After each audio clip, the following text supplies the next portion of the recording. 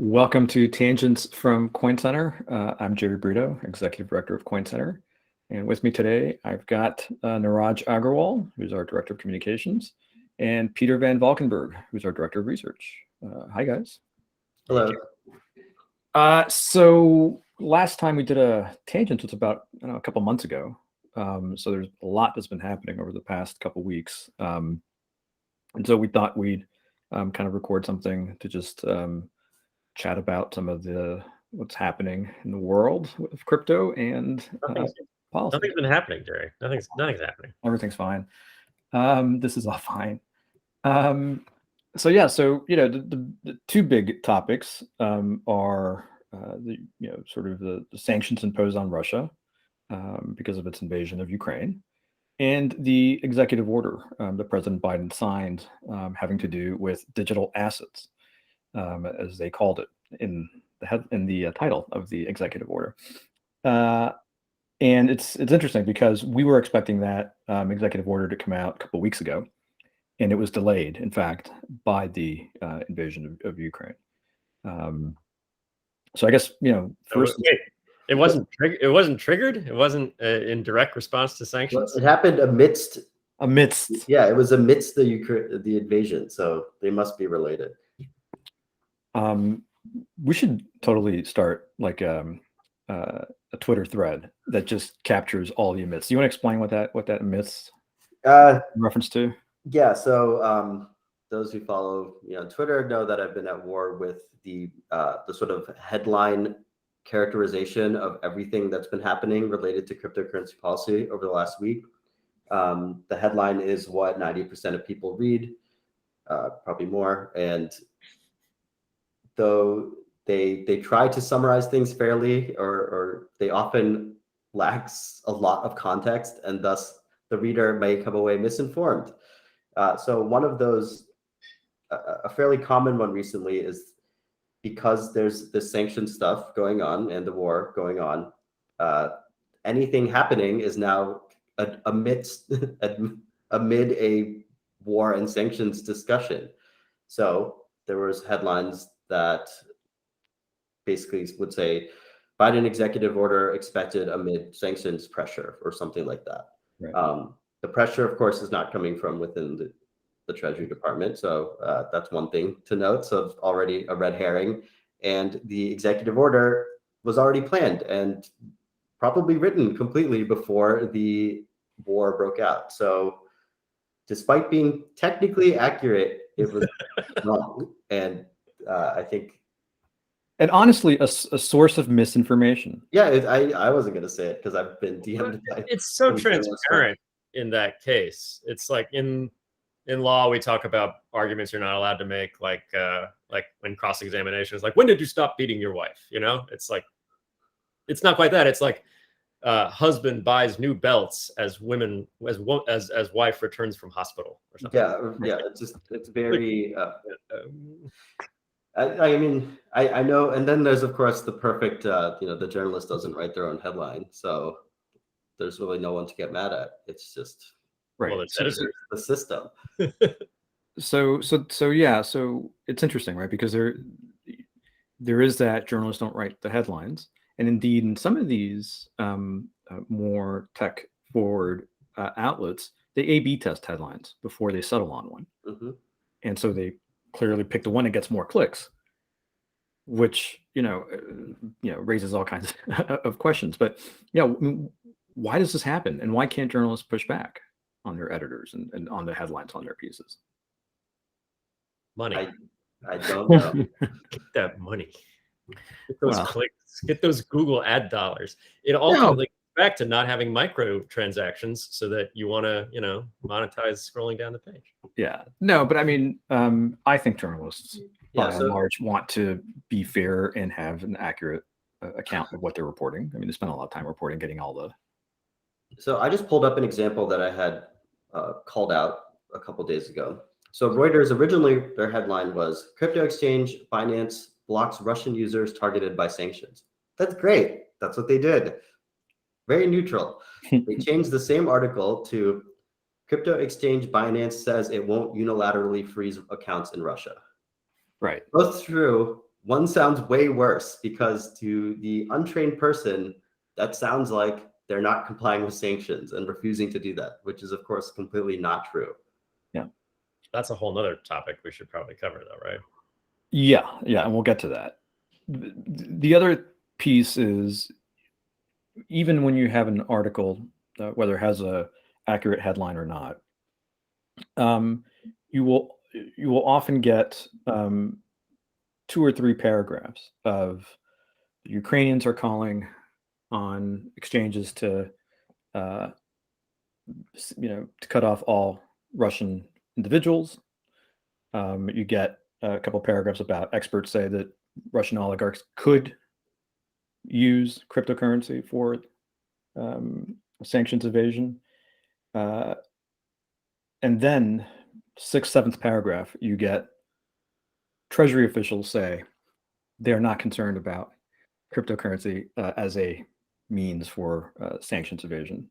And so again, that one I don't understand, right? Because what's the story?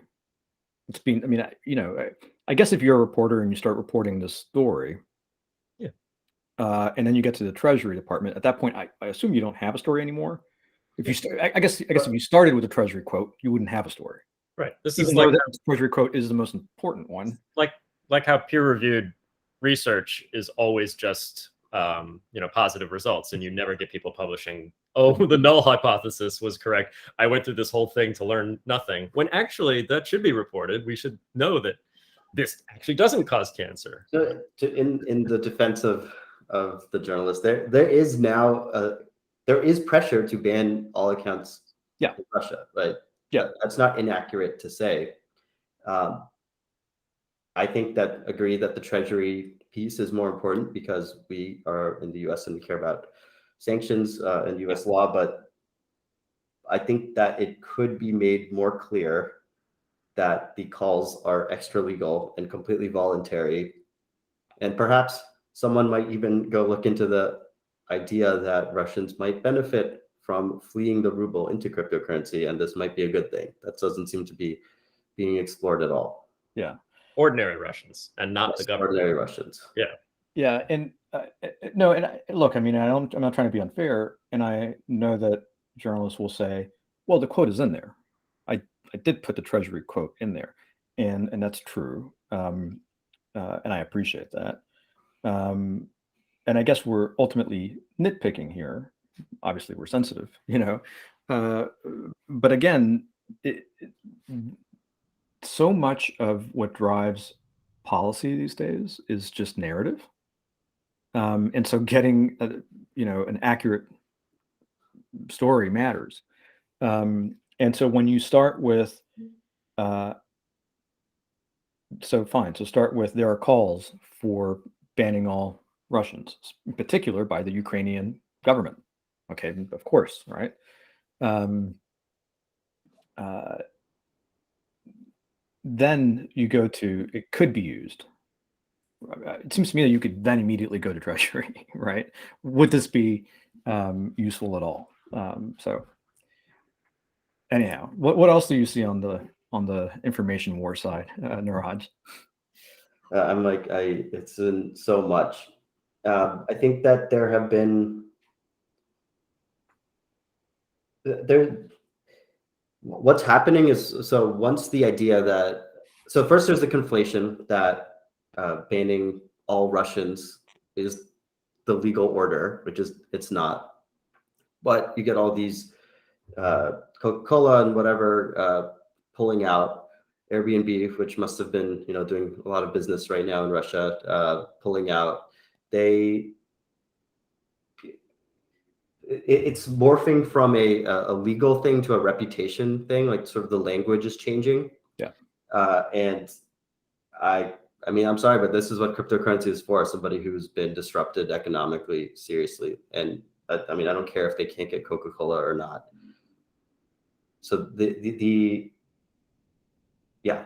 that's one way the language is changing. So this we should take a step back and explain, I guess, for people who don't know. Although some people who are listening to this probably understand. sanctions, like unprecedented sanctions, were placed on Russian state and particular Russians, right? So the Russian government had its central bank assets essentially frozen, and then particular banks and particular individuals were sanctioned. So as an American person, as an American company, you cannot transact, do business with these particular banks, these particular individuals.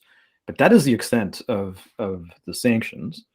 If you are Coca-Cola or you're McDonald's and you have franchisees in Russia and you're doing business with them, there's nothing illegal or sanctioned there. There's just been a lot of public pressure, driven in large part by the fantastic media savvy of the Ukrainian government, to basically organize a boycott and create public pressure on companies to completely leave Russia, and that's fine, and it's been happening.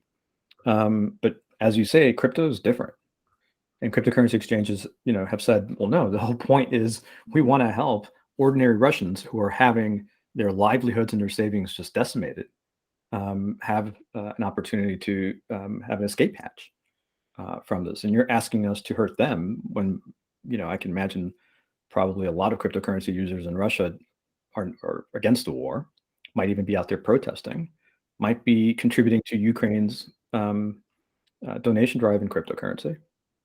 And yet, the idea is to cut them off. And the exchanges have said, no, we'll be happy to comply with the sanctions. And they have been, and indeed they've been praised by Treasury for their excellent sanctions compliance programs. But they say, look, if you want us to sanction all Russians, please pass a law or sign an executive order requiring us to do that, and then we'll be happy to do it. But it's not an obligation right now. There's also I guess we haven't talked about the flip side, which is that cryptocurrency has performed incredibly well on the Ukrainian side of the conflict, because the cryptocurrency community is so kind of engaged in this type of thing, and cryptocurrency is such a great tool for moving money quickly across borders. We were able to raise something like last I checked, $50 million for the Ukrainian defense. And the defense, the Ukrainian government has actually said publicly that they prefer in some cases to pay their vendors who would accept it, which is around 40% of their vendors, directly in the donated cryptocurrency rather than relying on the slow existing banking system. So this is a moment when cryptocurrency should really be shining and looking good. Of course, there's plenty of kind of anecdotes of displaced people being able to flee with their, brain wallet or whatever they may have, and take some wealth with them in a way that would be harder to confiscate if someone was being searched or whatever. But the whole piece has been completely overshadowed by kind of concerns about sanctions evasions, just right. Concerns, because they're coming from fairly high level people. It's just amazing that the fact that somebody is concerned is enough to generate enough media coverage that supersedes the fact that the people who we care if they're concerned, they are not concerned. and the people who are actually using cryptocurrency are, by and large, in this case, the good guys.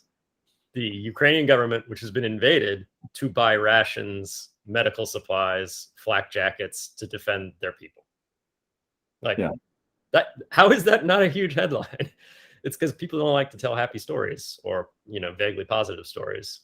Well, I mean, again, in fairness, right? I think what a journalist or an editor would say is, well, no, those stories have been written, but once they're written, there's not much more to say. Whereas the concern story are driving policy, and every day there's a new, wrinkle in that. Of course, this thing feeds upon itself, doesn't it? Yeah, I mean, cryptocurrency already is such a complicated thing that forming an educated opinion on it is not. It's kind of more to ask for. It's too much to ask for most people. And then the fact that if somebody was asking, say, some other senator, some random person, what do you think? And they haven't read the crypto headline or article because there's a million other things going on. They're like, yeah, I'm concerned. They'll just be like, sure, I'm concerned about that. Why not? Like they. Of course you're concerned. I mean, Yeah, I'm concerned. What are you going to say? I'm not concerned. Like, no, I don't care. Like that is just that word concern is enough to kind of get a story going. And then now you have 2 senators, and then you have 3 senators, and suddenly all of the Senate is concerned about this thing. Meanwhile, Treasury is in every single article, 6 paragraphs down, be like, we are not concerned about this. And one should be, well, I mean, and again, to be super clear, I bet Treasury is concerned, but they're not seeing it that concerned, right? Like they put it in perspective. And look, I'm concerned. The fact is, one could use cryptocurrency to evade sanctions. We've seen cryptocurrency has been used in the past to evade sanctions. So that's all true. The question is, at what scale can it be used in this particular instance? And the answer is no, given everything else that's being done to the Russian economy, not given the scale of the money you'd want to move, et cetera, et cetera. It would be clearly visible, especially now that the exchanges, the forensic companies, the government are watching this like hawks. So for all those reasons, anybody who's seriously paying attention to this, including the Treasury Department, is not very concerned about this particular vector at this particular time. And so then it's surprising when you're right, it gets all of this attention and it allows people who, to be sure, have pre-existing agendas to drive rushed policy proposals right now. Just completely discounting, seemingly, all of those facts I just outlined. And so you have Senator Warren and several other senators who sent a letter to Secretary Yellen a week ago at this point, sort of asking, questions about crypto's ability to evade sanctions. Of course, in that letter, they raised a series of other unrelated matters related to consumer protection, securities regulation, et cetera. But they asked that question, and we'll have you would imagine you'd wait and see what Secretary Yellen responds, but it seems like they haven't stopped to get a response, and they're drafting, or in particular, we've seen reports that Senator Warren is drafting a bill that would, for one thing, require exchanges. The way she put it was to choose to do business in Russia or here. So basically telling these businesses they could not do business in Russia, but then also potentially creating rules that would require exchanges to identify the software wallet or self-hosted wallet holders that they're transacting with. That their customers transact. Their customers transact. Well, yes, that they transact with at the direction of their customers. Yeah. So what does that sound like, Peter? It's the former Secretary Mnuchin's midnight rulemaking. So what? December 2020. December 2020. After the election. After the election, so that they're lame duck.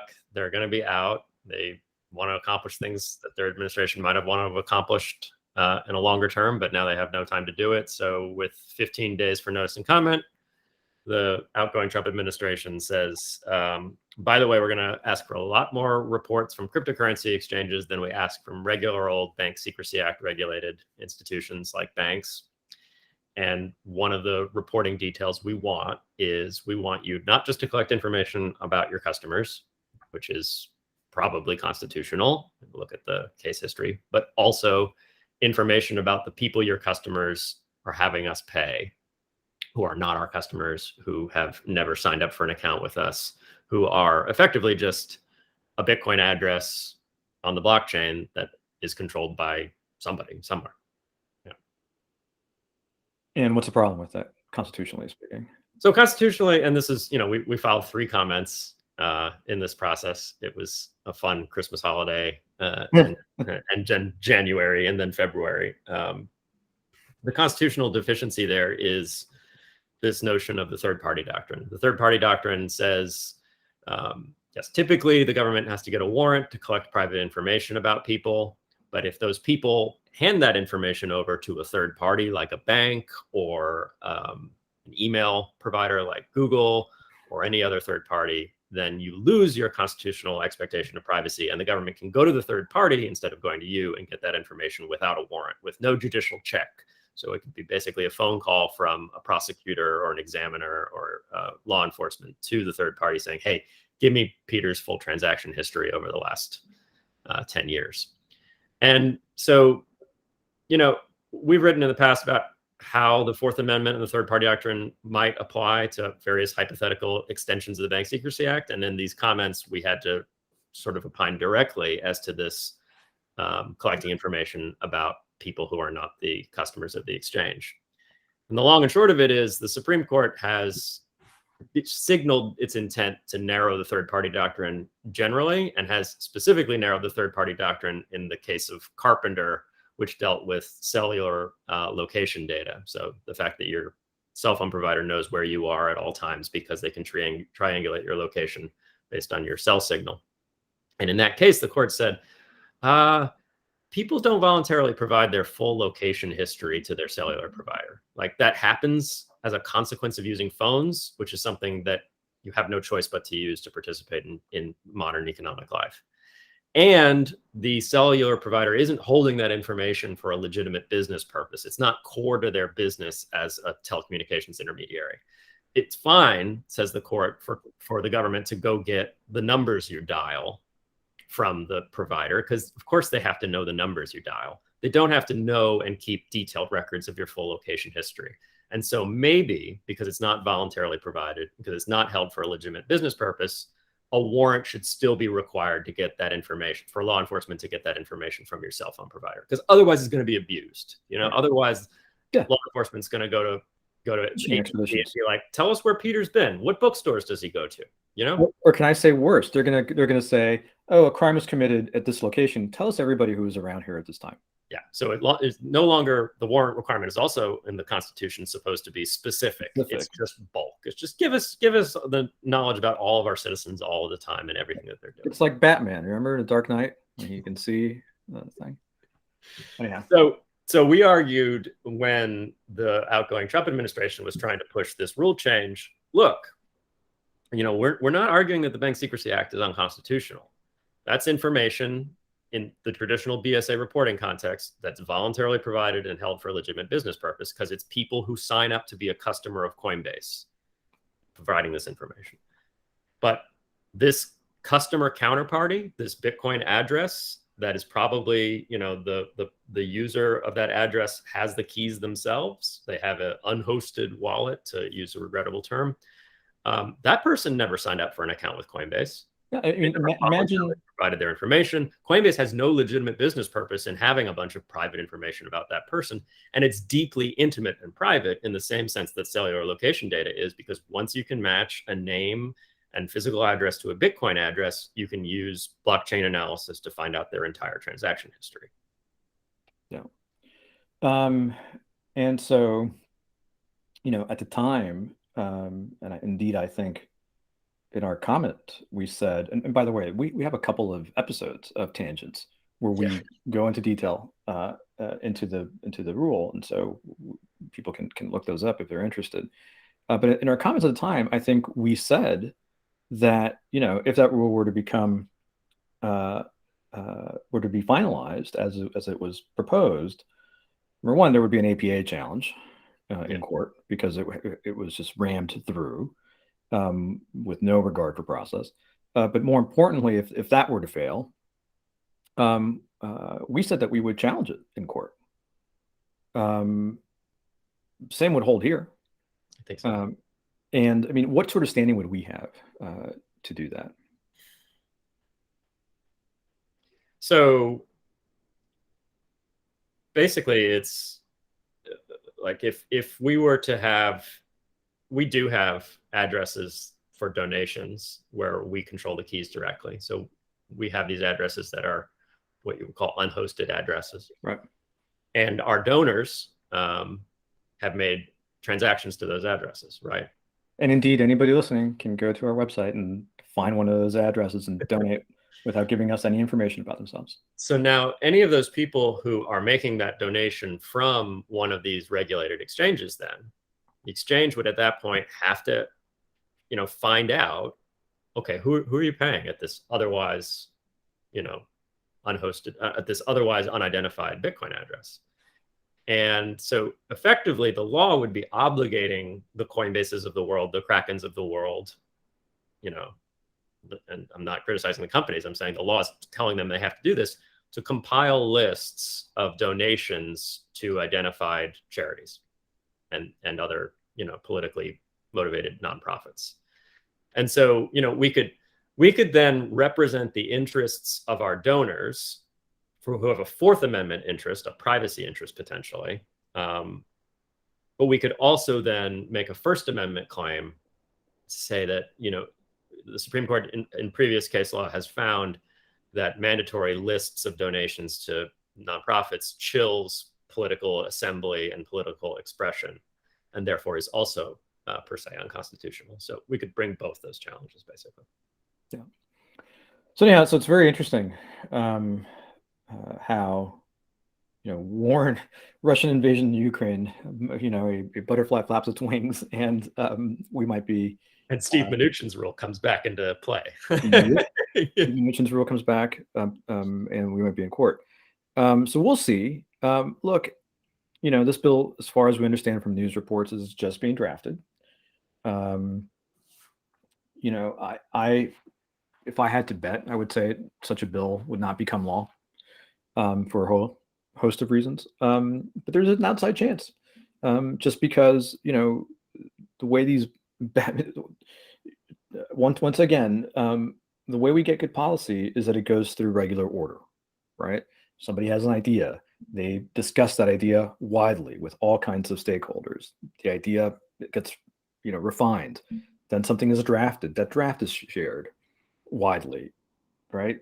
People point out unintended consequences or better ways of doing things or things that were missed, right? Then the draft becomes a bill. Then there are hearings held on the bill. Do you see what I'm saying? Yeah. And it's when you have a short circuiting of that, and somebody has an idea, a draft, and a bill that is attached to a must pass something within a matter of a week, that that happened with the Mnuchin midnight rulemaking, that happened with the infrastructure bill, and that happened most recently with the Himes provision on special measures, right? Yeah. When something surprises you, And let me just say that in this environment, there's a Ukraine aid package that is moving fast, and there is an omnibus spending bill that will pass very soon, and it's going to be bipartisan, and there's going to be bipartisan support for again, sort of reflective, reactive, do something about our concerns to crypto.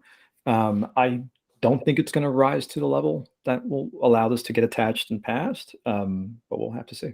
Yeah, and I was going to say, I don't want to read too much into the fact that once the proposed rulemaking, the Mnuchin proposal, was extended into the Biden administration, Right. Just extended so that there was a normal sized comment period, first 45 days and then 60 days, it stopped.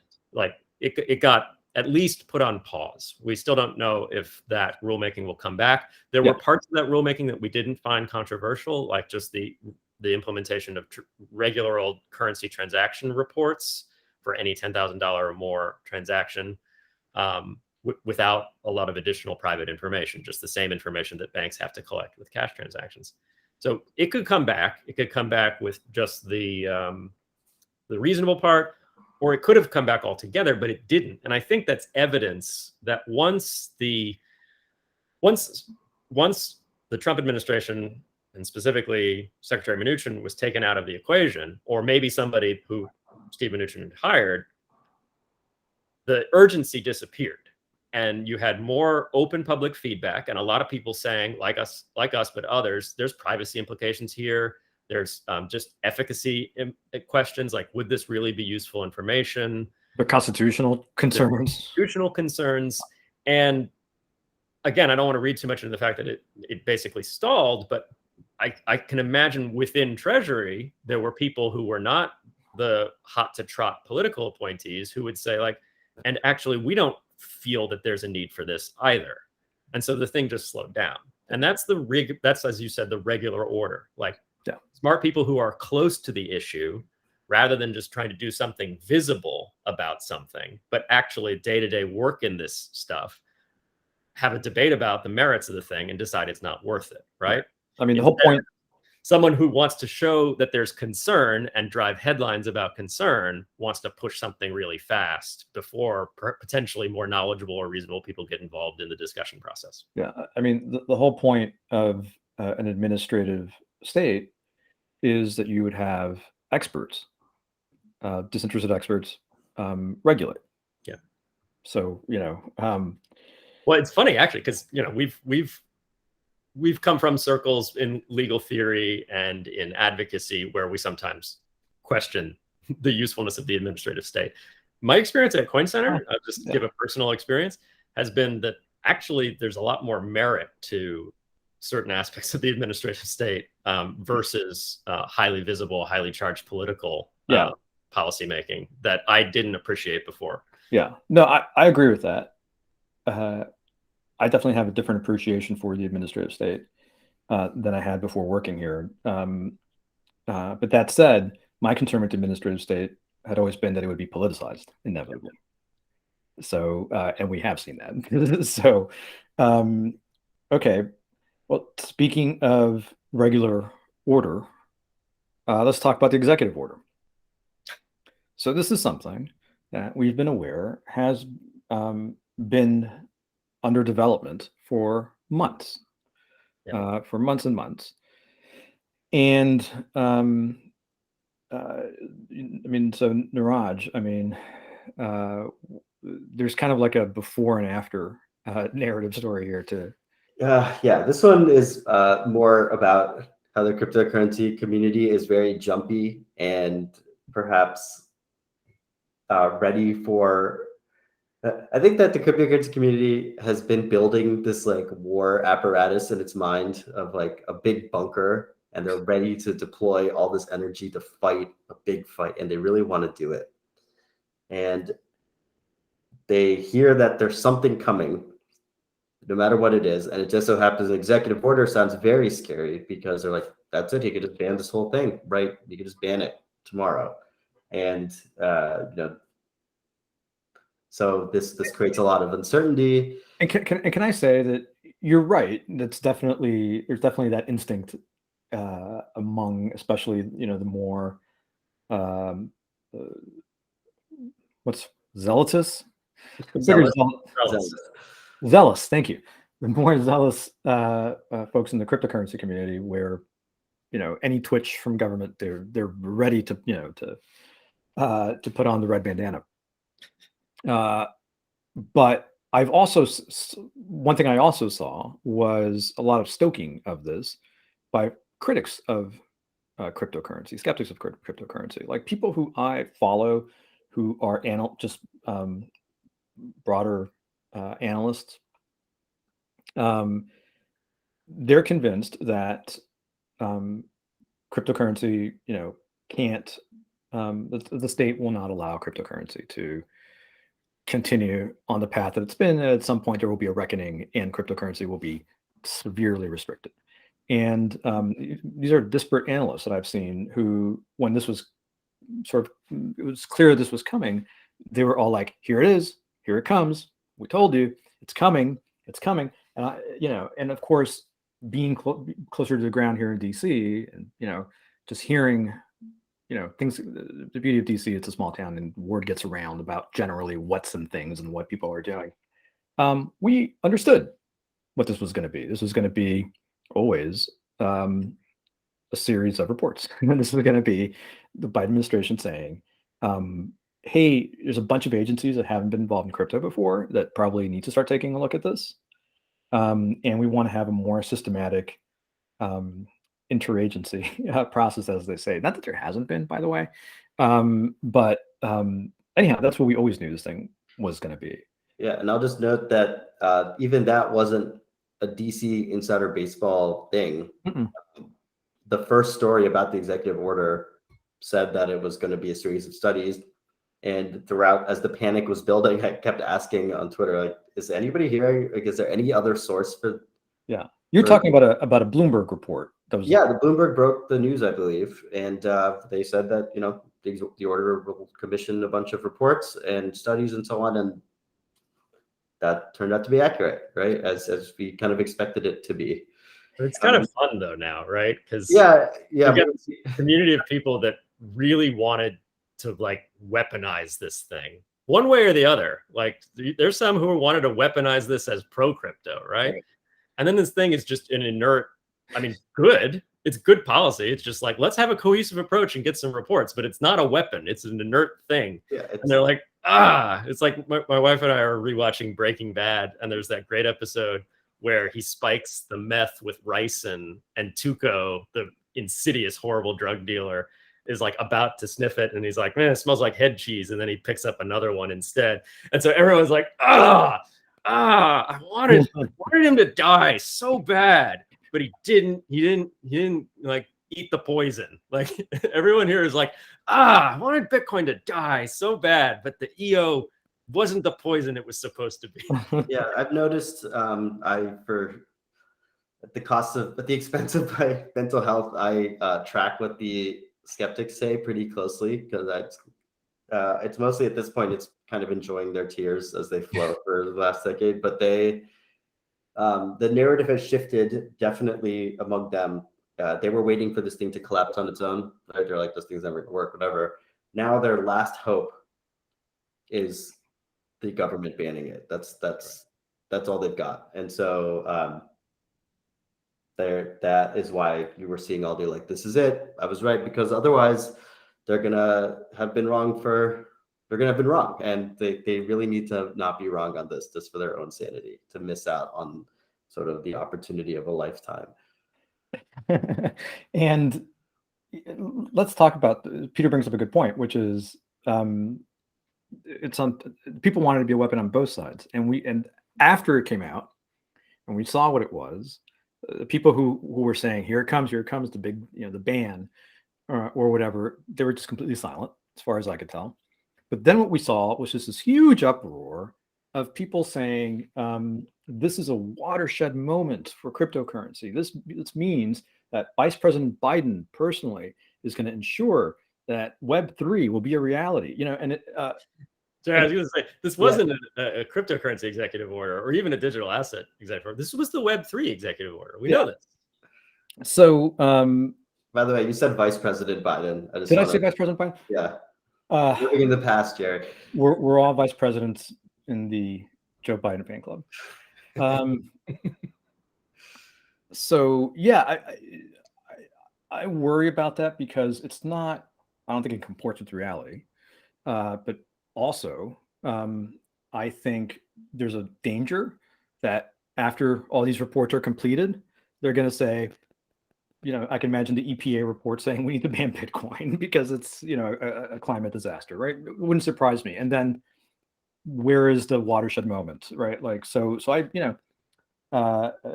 think the right take is that, this was very sober and serious, which is exactly what I would want.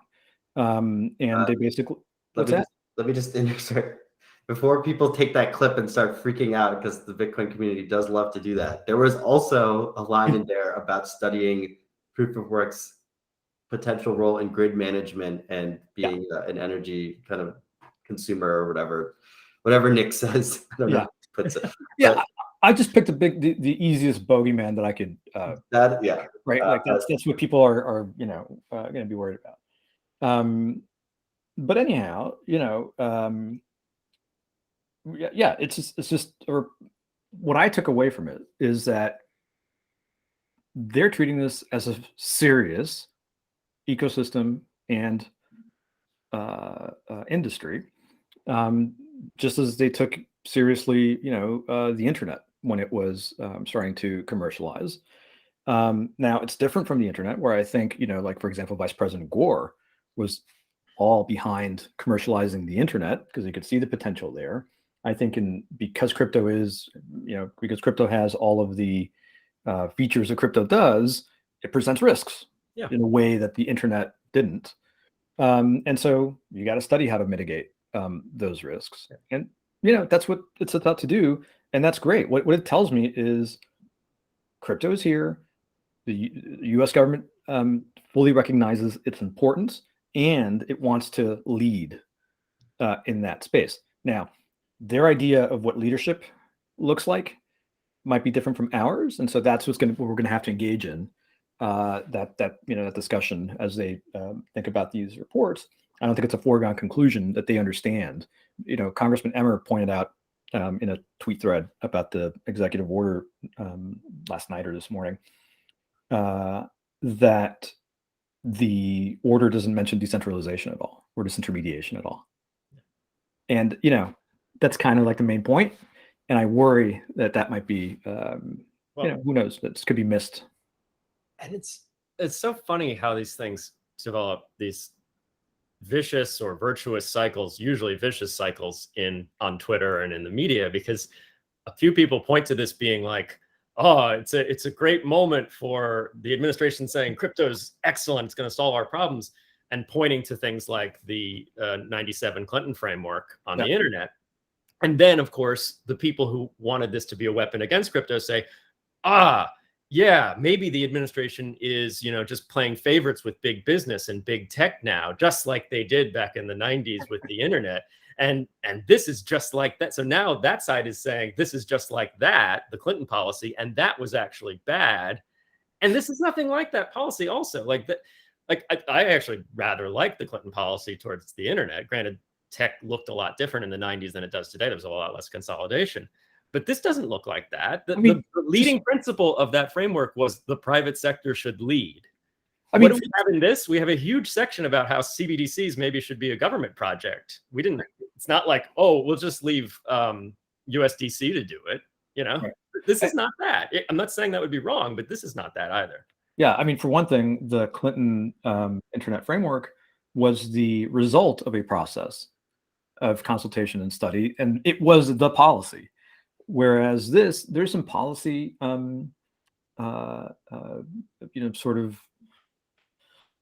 there's a policy statement, for example, the U.S. should lead, but in general, it is I saw a Treasury or administration official quoted in one of the articles saying that it is a starting gun. So, yeah, it's not. Peter, you took a closer look. Can you read any tea leaves? Did anything stand out to you in the? Honestly, I just made a tweet storm because everyone was doing it. So, and you already had the putting it in context and being the reasonable, smart person in the room. So all I could do is be like, well, if you look at this and this and this, I had some nuance. I guess the one thing that I thought was worth pointing out, which was interesting, is in the section on financial integrity and anti-money laundering and financial surveillance, which, if you were going to revisit your EO in the context of now full-on sanctions with Russia, you would probably revisit that section. To the extent anything wasn't already written, maybe you would have changed it. It's still very good. And one specific thing I noticed was there's talk about the Financial Action Task Force. Another big fight we had not too long ago was over expansion of the definition of VASP to cover more entities, potentially even software developers of decentralized exchanges and things like that, smart contracts and things like that. But when they reference FATF in the EO, they don't reference the recent new interpretive guidance, which was the expansion of VASP, they specifically say in 2019, the US had the FATF presidency and effectively made it clear in guidance and recommendations at that time that other countries need to adopt our policies with respect to AML and virtual asset service providers. And our policies in 2019, which we still have today, are the very reasonable, well and clearly designed ones that say, like, if you're holding people's Bitcoin for them, you're a money transmitter, you need to know your customers and report suspicious activities. Doesn't say you need to start unveiling strangers and we don't need to start regulating software developers. So that section of the EO does express policy. It's sort of a summary of what's been done in the past, which is not going to be sexy for headlines, but it was good policy. It's the policy we've had with respect to anti-money laundering for crypto since 2013 and made more clear in 2019, which is, I think, good policy. Yeah. And for what it's worth, one report that I'm looking forward to is that the Justice Department has been tasked with determining whether the Fed has the authority to issue a CBDC without congressional authorization, without law. And I'm just, it's so funny to me that this is an open question. And you have bills in Congress right now, number one, that would grant the Fed authority, and you have bills in Congress that would ban the Fed from ever doing it. And so it's just so funny to me that nobody seems to know what the authority here is. I mean, to me, it seems to me like they wouldn't have it. Gary, I think Treasury should have the authority. Well, Treasury probably they can mint the coin, and then that's a separate question. That's a separate question, and that one I think is probably they probably do have the authority to, don't they? I mean, we looked at this, right? To mint the coin? Does it have to be metal? I don't think it does. It has to be of substantial quality in craftsmanship that can justify its price. Yes. Could, Neeraj, do you think the mint, the Treasury can issue an ape? If they made the coin an NFT, I don't know. We should ask Rohan. I believe it has to be made of platinum. Yeah, but they might be able to make a blockchain called Platinum, or so. Like maybe there's some way to get around that. There you go. All right. Well, I think that's all we have, as we're devolving quickly into BS. I did want to. Yeah. I did just want to and I'm sure this is evident. Man, we're stating the obvious. Both of our big topics have to do with and this is why it's good to have Neeraj on, but the insane media environment. Yeah.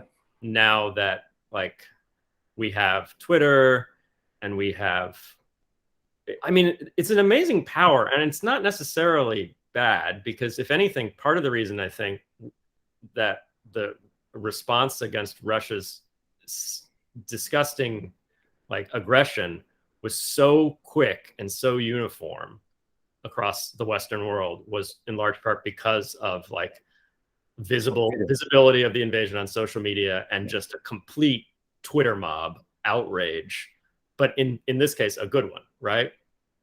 But it's so weird to me that we have to constantly worry about the unintended consequences of that power in a way that we never thought about it before. Because as Neeraj was pointing out, and this is the one thing we didn't maybe discuss as much as I'd wanted to in the first topic, was the calls to just systematically unbank every person who's Russian, maybe even a Russian immigrant in this country, so that they can't use their credit cards in Brighton Beach anymore, is part of that unintended consequences of whipping up a mob, right? And I don't think we stop and think enough. There's silly examples like symphony orchestras canceling Tchaikovsky performances, right? But it's also pretty insidious, and it's just a frightening aspect of being in the world right now. And it's the exact same story with the executive order. Everybody wanted this to be this culminating sort of focal point moment for a huge conversation we'll all have about this thing. And sometimes these things aren't that. Sometimes they're just important things that don't need to be turned into huge sweeping narratives, right? I don't know. Yeah, I mean, I think what you're describing is the what's being created around us without us noticing is a social credit system that is decentralized. Yeah, for better and for worse, right? Right? It's a disintermediated peer-to-peer social credit system, and you can just be, if you're not following the rules, if you're not in consensus, you can just be lopped off. And that's what's insidious about calling for private corporations to make these really consequential choices outside of clear rule of law or guidance. Yeah. Agreed. All right. All right. With that, we'll see you next time. Thanks, guys.